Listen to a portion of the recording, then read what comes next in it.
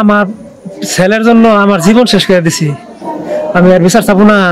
আমি আর কঠিন থেকে কঠিনতম বিচার চাই। আমি জনসম্মুখে ওদের ফাঁসি চাই, জনসম্মুখে।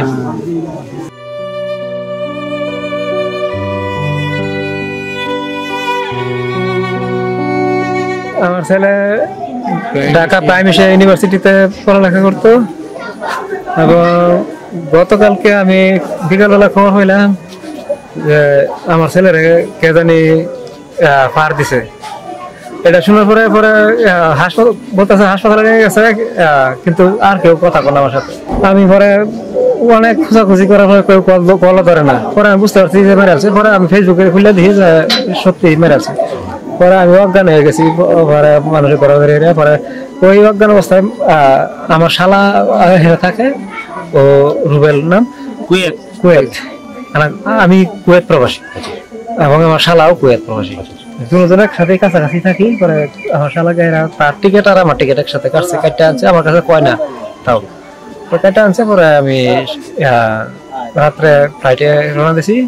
ভোর 3:50 আমি বাংলাদেশে এয়ারপোর্টে নামছি। আমার একমাত্র ছেলে আর একমাত্র মেয়ে। আমার মেয়ে পরে ঢাকা মাইলস্টোন। আমি আমার ছেলের জন্য আমার জীবন শেষ করে দিছি। আমি আর বিচার চাবো না। আমি কঠিন থেকে কঠিনতম বিচার চাই।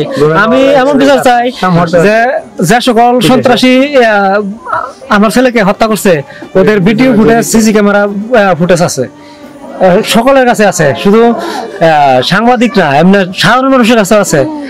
এখন পর্যন্ত কেন ওই সন্ত্রাসী করে গ্রেপ্তার করতে পারলো না বাংলাদেশের সরকার প্রধান? 2 জন টিচারের কাছেও আমার ছেলে সহযোগিতা চাইছে 2 দিন আগে।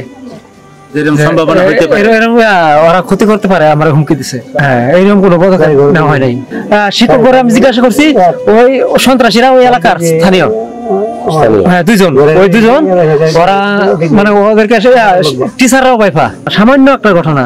এই শিক্ষকরা এখন বলে গেল আর কি 5 জন টিচার আইছিল, প্রফেসর আইছিল প্রাইমারি ইয়ার। ওরা 5 জন আইসে। ওরা বলছে যে এখানে বিকাল বেলা সিঙ্গারা খাইতে গেছে বকাটে 3টা ছেলে। ওরাও কিন্তু 8 দিন আগে বলে ভর্তি হয়েছে এই কলেজে, জোর জবরদস্তি করে।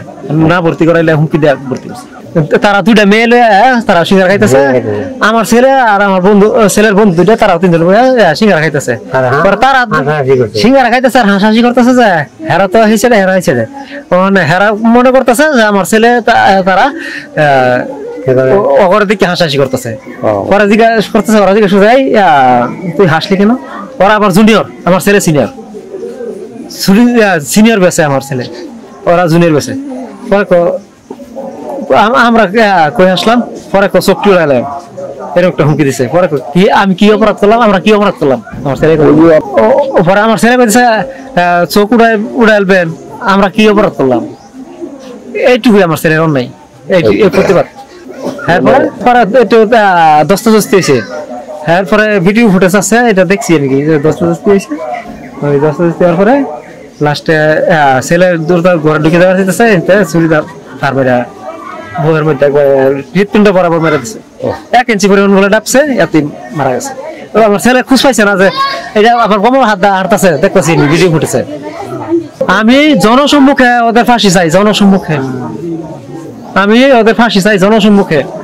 আর কেন 2 দিন পার হয়ে গেল, 1 দিন পার হয়ে আজকে 2 দিন পার হইতেছে, ওদেরকে গ্রেফতার করতে পারলো না। For more updates, follow us on Facebook, subscribe our YouTube channel, get the latest update on www.daily-sun.com.